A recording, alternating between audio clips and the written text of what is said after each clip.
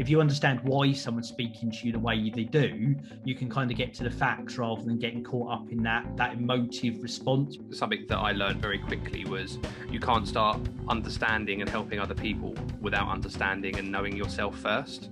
Overdoing the communication is something to be very, very aware of. But as I say, I don't think you can start helping and leading other people until you know how you like to be led. I don't want to throw you under the bus, but there are definitely times where I've tried talking to you in the office and I've had to talk to you 2-3 times before you've gone, oh, you're here. InspirationNation, hello, it is Lee Kemp here for another week on the podcast. Here with just Ryan Boniface. We are without Joe for this week. How are you doing, Ryan? Yeah, I'm good, thank you. I'm good, how are you? Yes, not too bad, thank you, not too bad. Sending out positive thoughts to Joe. He is just a very busy man at the moment, and I started this, I rearranged our time. Those watching on YouTube will see it's actually daylight, which is the first one of these that has been daylight in quite some time. So I changed the schedule, didn't work for Joe, and now Ryan's just saddled with me for the podcast today, I'm afraid, Ryan. So I'm very sorry for that. It's okay. I'm sure I'll be paid back in another life. I appreciate that. We thank you, of course, everyone for listening. Check us out on social media at ListenToIN, ListenToIN. And of course, you search for Joe, just search Jose Noya-Inspiration. And of course, catch us across all podcast platforms and on YouTube as well. Normally, we are live on Instagram at 8:30 every Tuesday. This 1 week we are not, because we are recording early, but we're back to normal pace again next week. This is the part where I normally say, Joe, what are we talking about this week? But I came up with a topic for this week. So, Ryan, would you like to know what we're talking about this week? Sure. It's something we've referenced in numerous ways over the podcast. We might have even done a show on it very, very early on, but I thought it's something quite good to revisit. And for you and me, we're changing perspectives on the world. And it is the whole kind of behavior matrix table thing that we both would have done in professional development courses, and this is the one that divides up into 4 boxes. And well, in fact, I want to check, Ryan, what is your knowledge of those 4 boxes before I ramble on a little bit? So one more time, I learned a lot of different theories over the last couple of years. So what is it you're so this is I believe this is the behavioural studies matrix. So this is where you've got, I'll go through this one because like you said, there are numerous different theories. Again, if this interests people, I encourage you to Google it. So there are loads of different mantras on this. None is right, none is wrong. They're all great insight.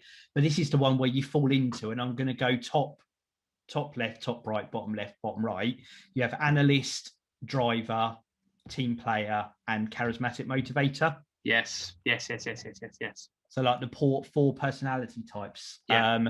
There's a really good book on this I want to give a shout out to, because it's and I think it's been recently kind of reworked, if you like, and updated. It is by Robert Bolton and Dorothy Grover, and it's called People, Styles at Work and Beyond, Making Bad Relationships Good and Good Relationships Better. That is on Amazon. I'd encourage you to check it out. Really good details about that. And actually, one of the evolutions this has taken, this is what's great with all this stuff, is it keeps evolving over time.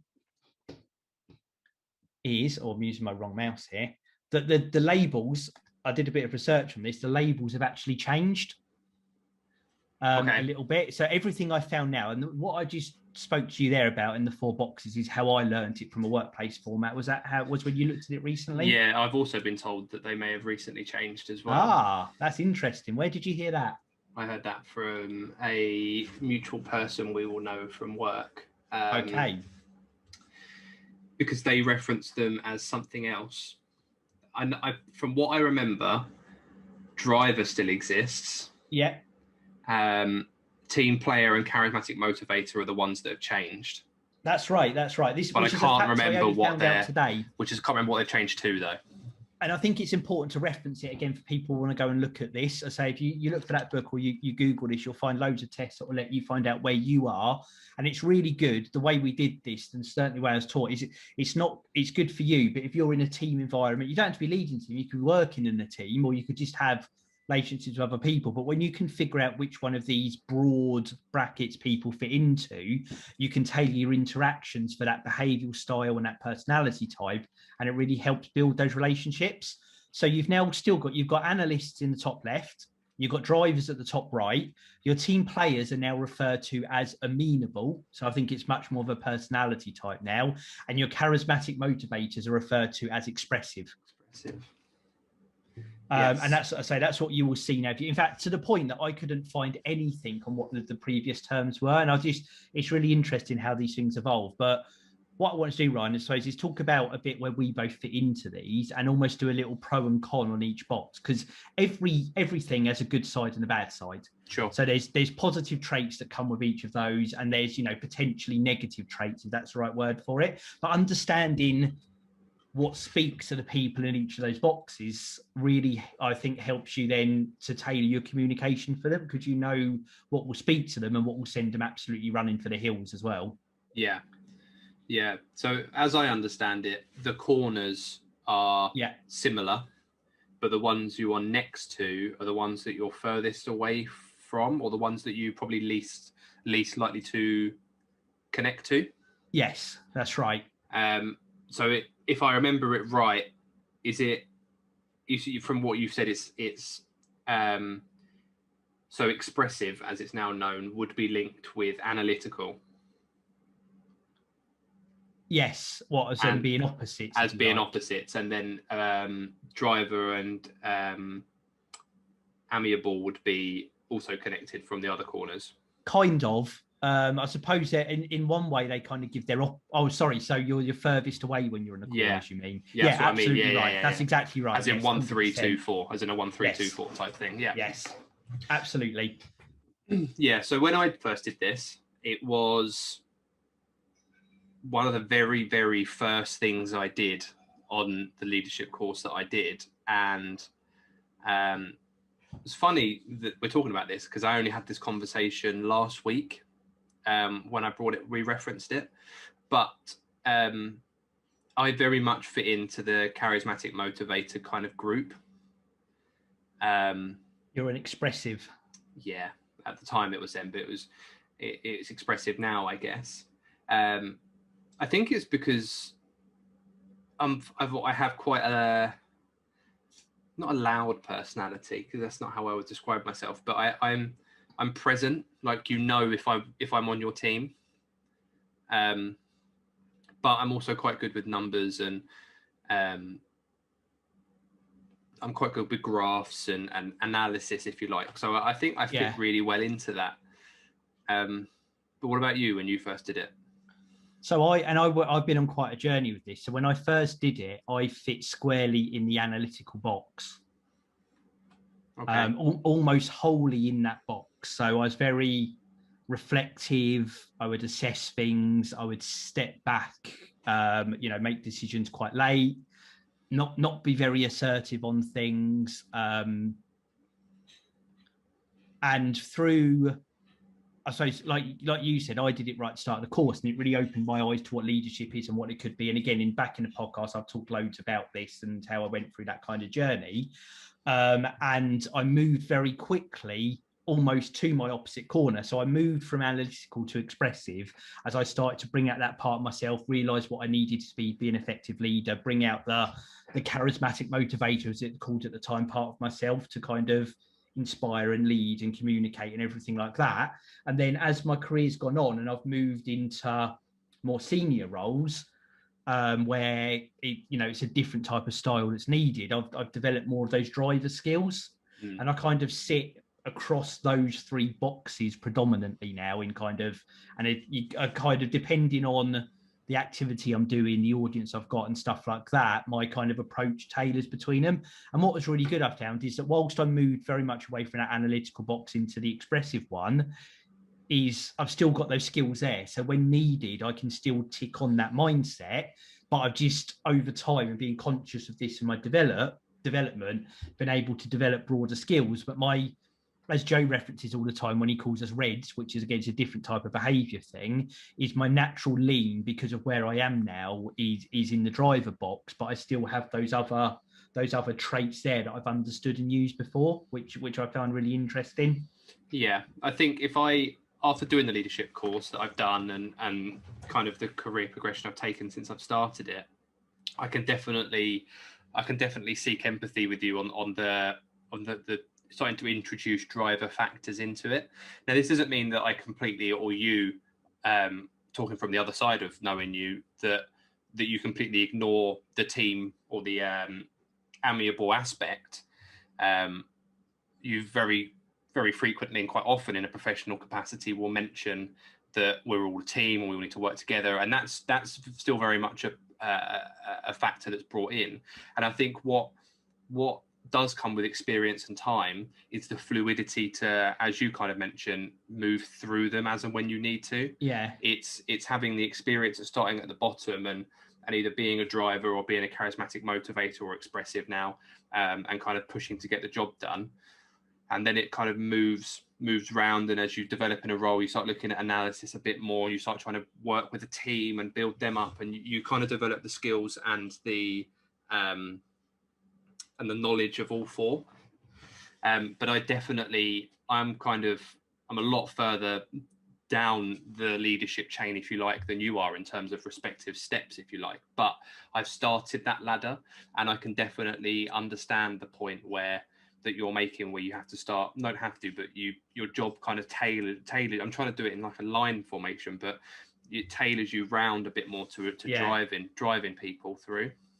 It's probably more of a squiggly line to get there as well, as more than it is a straight one. But I think that's the important part with this, is all of this and things we talk about when they're on this more kind of theoretical side, which again, go back to the archive, we've done a number of shows on this, is being aware of these things for yourself and other people is how you can really start to shape that. So whilst this is one of those things, that broad brush puts people into a box, largely, within shades of grey, they fit people, but that's not where you're set.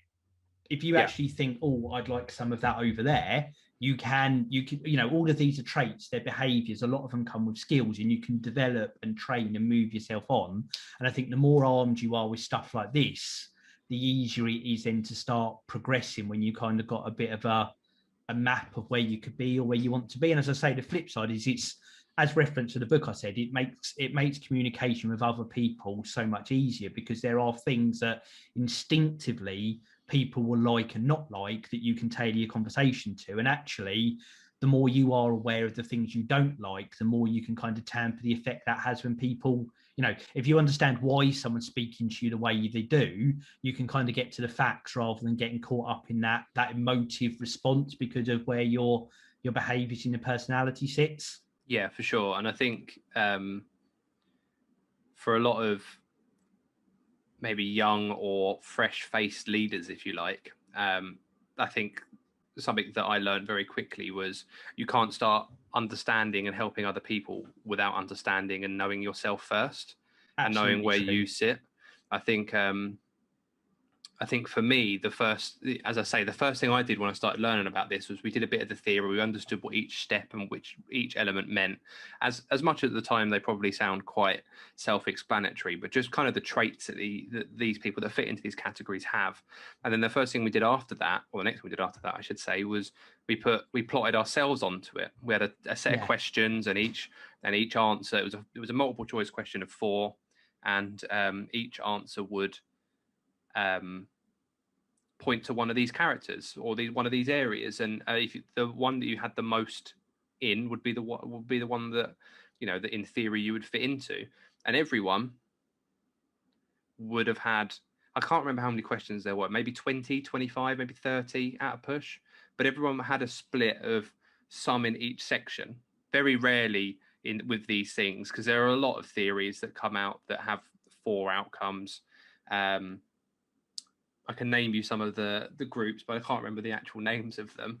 But a lot of them will have 4, and it will be, if there's 20 answers or 20 kind of boxes, one will have 10 answers, then 5, then 2, then 3, or it will be 6, 6, 6, and 2. A lot of, it's very common how people map in these things. But as I say, I don't think you can start helping and leading other people until you know how you like to be led. Absolutely. How you understand, this, and that's it, and how you think you behave, and how you learn with learning styles, and how you communicate with communication styles and things like that. Once you understand how they work and how they can be used, that's the key to doing it, really.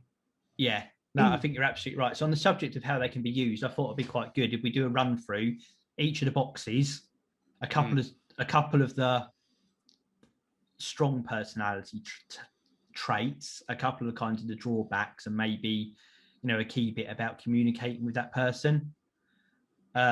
Which, well, I was going to say, you can get us going with your expressive, where you sit now. What you know, what's the pro side of that? What's the con side? What's the best communication style?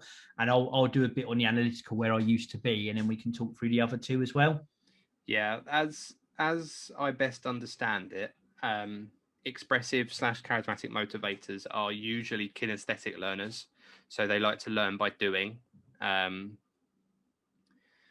having a go, trying it out, and kind of not necessarily being thrown at the deep end, but practically learning something rather than being taught everything behind it first. They tend to be more upbeat, more positive's the wrong word, because none of these outcomes mean you're a negative person, but they tend to be more vocal with their positivity. A lot of, we can do it, let's get this job done, come on, we're a team, we can get through this. They act energized. They're quite emotive. The way I'm talking about it, I don't know if you can probably see, but my hands under my desk are like, I'm doing the whole weatherman thing where I'm pointing around. They can get engrossed in so much of what they're doing. They can get so deeply involved that sometimes they lose sight of the bigger picture.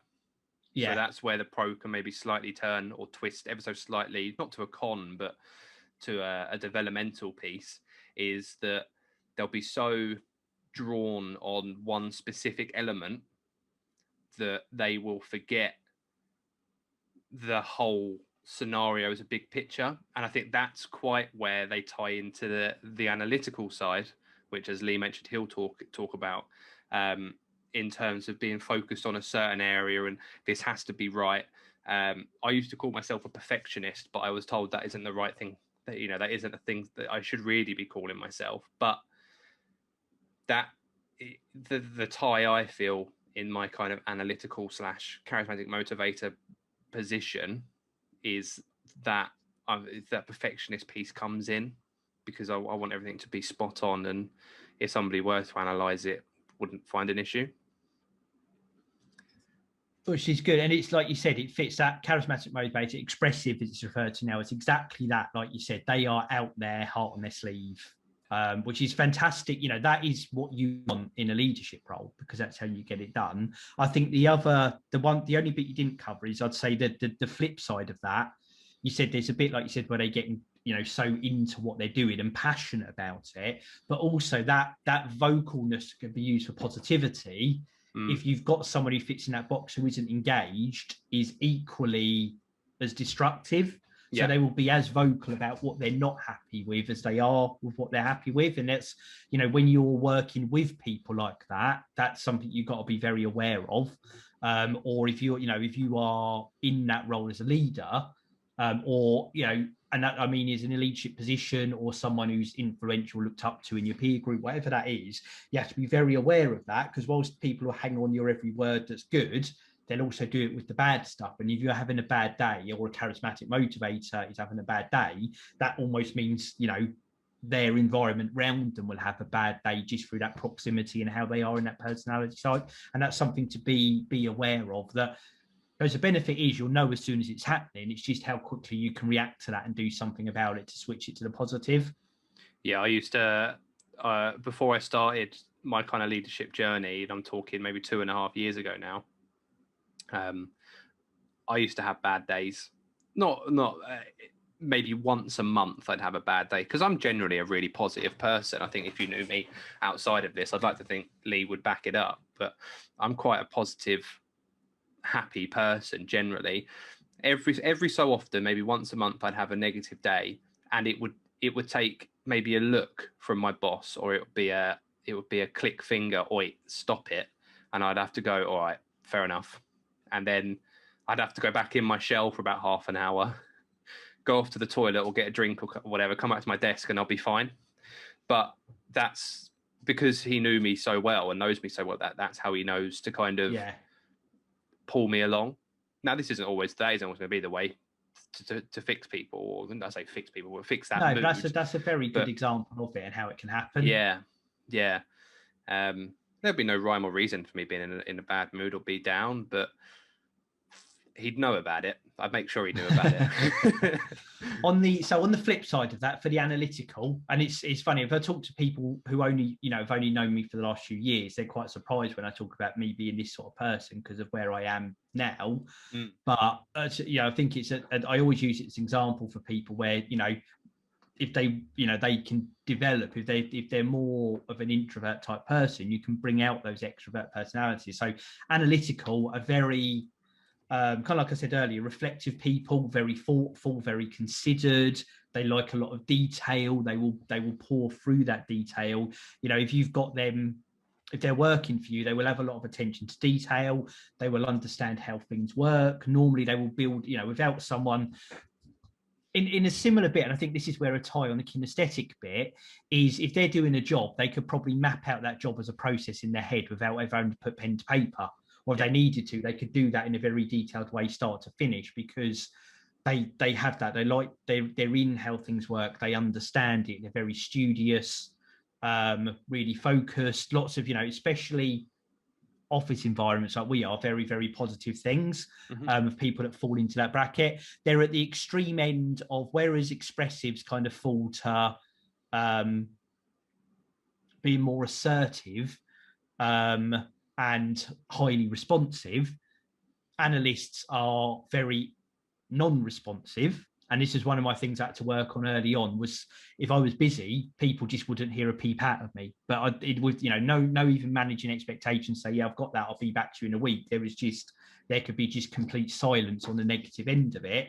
And, so, it stops being about the people and there's about the activity as well, which again, for being fitting into a wider group and stuff like that, it's being very aware that your analytical people sometimes aren't quieter or maybe even standoffish, if you like, or anything like that, because as a deliberate thing, it's just a part of that personality trait that their brain's so focused on the detail, they don't often see the human element around it as well. And I think if you're working alongside people like that, be mindful of that so you don't get offended, but also kind of maybe nudging them back in that direction every now and again is a really positive thing. And if you are an analytical person, it's just remembering that, some people have got that bigger view on things. When you're, if you're talking to them, consider their viewpoint as well as what you're seeing as well. Yeah, definitely.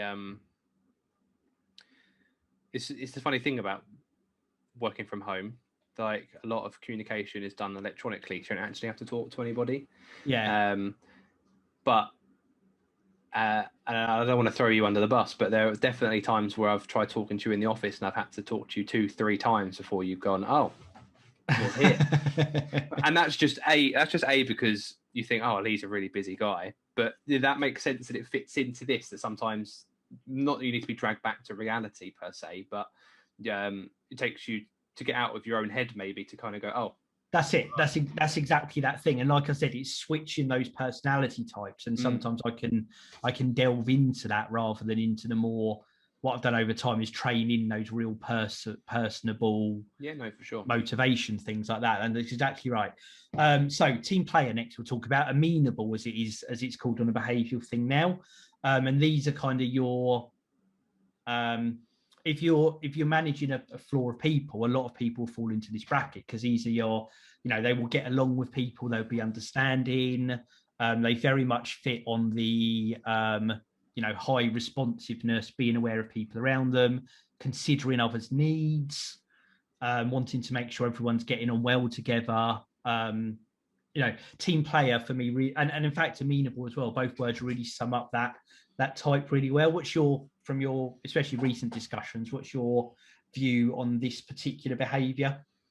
I think this will probably be the vast majority of people that you'll work with on a day in, day out basis. I think that's right. And when you read the text, that's often what it says, yeah. I think a lot of the time these can be I clock in at 9, I clock out at 5 type people.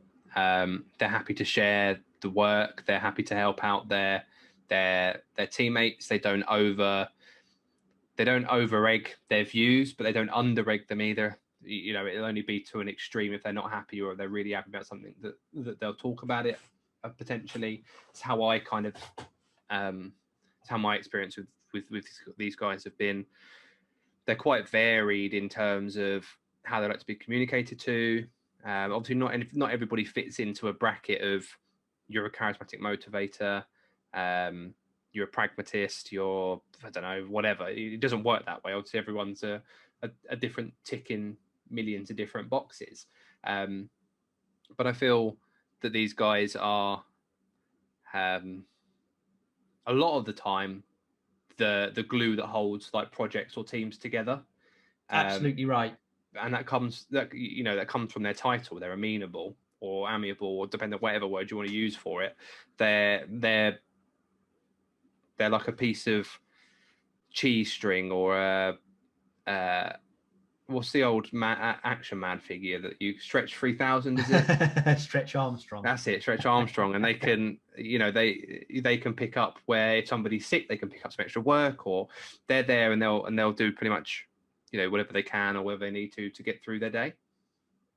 No, that's right. And I think the flip side of that, and again, it's being aware, because where it is in the personality type, again, they're on the high responsiveness bit, but without the assertiveness that comes with someone in the charismatic motivator bit. So again, highly value communication. That can go two ways, because there's a lot of it, it's very, very good.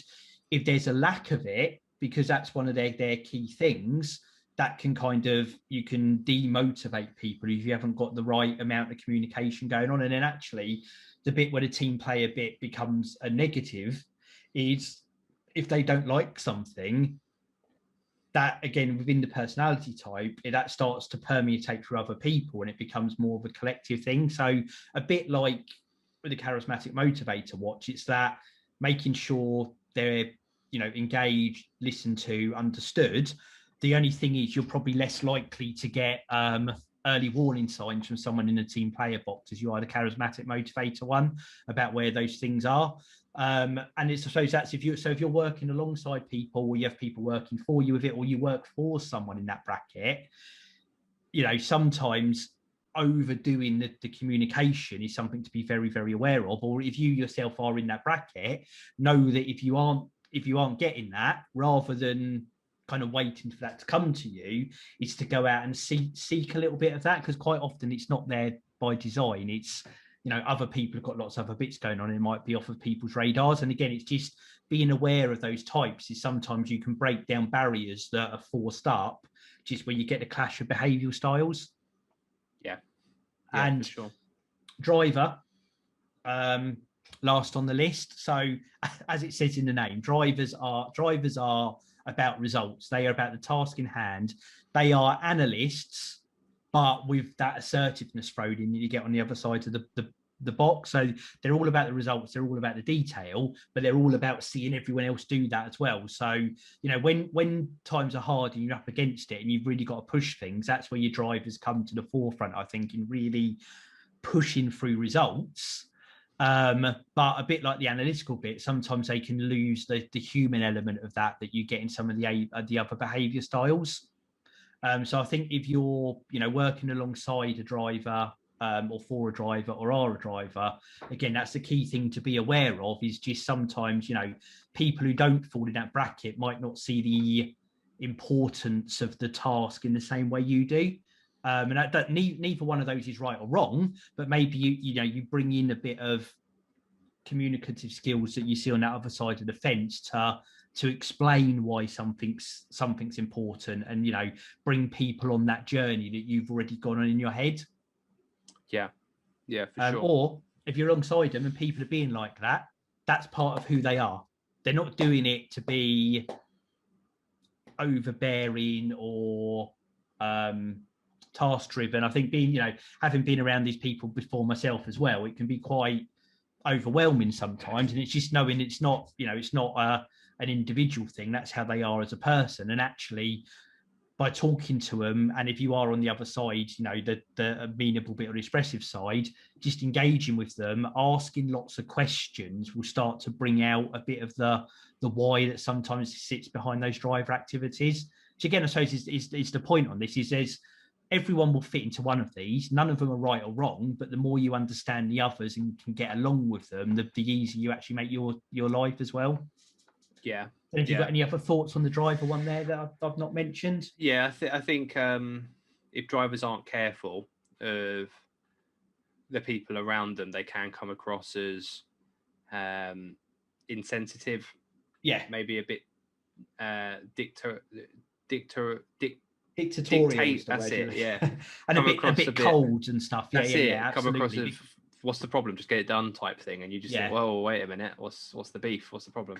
But that's just the way, as you say, the way they are, and sometimes they will need a prod, just like the charismatic motivator people will, to cheer up, to kind of open up, if you like, and be. That's it, exactly that. And I think if you're on the other side of that, you can draw it out in questions, and if that's where you are yourself, it's just that bit of slowing down, giving people a chance to ask why, and working with it. Yeah. But say if you Google behavioural styles, you will find loads and loads of content about it. It's absolutely fascinating. You'll be able to, for free, loads of places, you'll be able to get the assessments, find out where you sit, find out where your friends, family, co-workers sit. Just help you understand everyone around you more, which I think is a really, really useful thing to be very aware of if this is the sort of thing that floats your boat. For sure.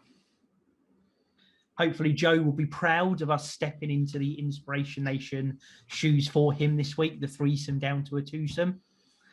We should be back to full strength again next week. This time has flown by, Ryan, I have to say. Yeah, I didn't realise it'd been half an hour already. No, it wasn't until I looked at the clock. I was like, wow. I really enjoyed that. Really fascinating subject. As always, we thank everyone for listening and watching across all podcast platforms and on YouTube. Find out anything about us, just stick Inspiration Nation, Jose Noya into Google. It will bring up the channel, bring up everything. Joe's website where you can sign up to his newsletter, and of course check us out on social media at ListenToIN, ListenToIN. I've not done a plug for a little while, but I've noticed our reviews are ticking up. So if you like what you are hearing or watching, whatever service you're on, hit that review button, leave us some words, hit the 5-star button. We really appreciate it. It helps get the message out there for the podcast. Anything further to add for us? Count us down, Ryan? No, that's it from me. Brilliant. Thank you, everyone. We'll be back again next Tuesday. 3, 2, 1. Inspiration Nation. Catch you guys later. So guys, I want you to know, what was your single biggest takeaway from this video. I want you to put it in the description below and hashtag it with Inspiration Nation, because it's important that you take something away and work on it so you can get to your next level. So you can catch all our other Inspiration Nation podcast episodes right over here. So go check them out. Also, don't forget to subscribe, because that will tell you when your next video goes live by you hitting that amazing bell. So until next time, it's Inspiration Nation, and I'll see you right over there.